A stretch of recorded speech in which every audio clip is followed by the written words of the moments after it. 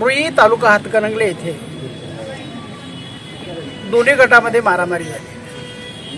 वाद मिटवण्याच्या कारणानं एका गटाला बोलवून घेतलं आणि तिथं प्रचंड अशी मारहाण केली।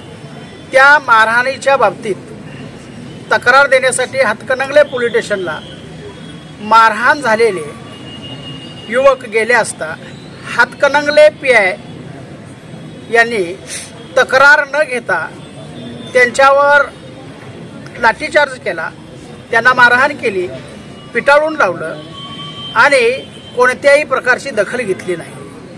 पर्यायानं ज्या तरुणाला मारहाण झाली होती त्याच्यावर वेळेत उपचार झाले नाहीत, त्याला वेळेत दवाखान्यात नेलं नाही। जो मार खाऊन आला होता, रक्तबंबाळ झाला होता, मार खाऊन बेजार झाला होता, त्या तरुणाला एकतर या पीआयची जबाबदारी होती की दवाखान्यात पाठवायला पाहिजे होतं आणि त्याच्यावर उपचार करायला पाहिजे होतं, पण पीआयनी उलट पक्षी कुणाचा तरी वरिष्ठांचा फोन आला म्हणून त्यांनी या मार खाल्लेल्या पोरांनाच परत पाठवलं आणि त्यांच्यावर कोणत्याही प्रकारचा उपचार केला नाही, त्यांचा गुन्हा नोंद करून घेतला नाही आणि पर्यायानं उपचाराला वेळ झाल्यामुळं आमच्या एका तरुणाचा मृत्यू झाला। या मृत्यूस कारणीभूत निव्वळ पीआय आणि पीआय आहे, त्यामुळे मारहाण करणारा याच्यावर 302 गुन्हा दाखल होईलच, परंतु या मृत्यूस कारणीभूत हे हातकणंगले पीआयचे सायकर आहेत, त्यामुळे त्यांच्यावरही कारवाई व्हायला पाहिजे, चौकशी व्हायला पाहिजे आणि पीआय निलंबित व्हायला पाहिजे।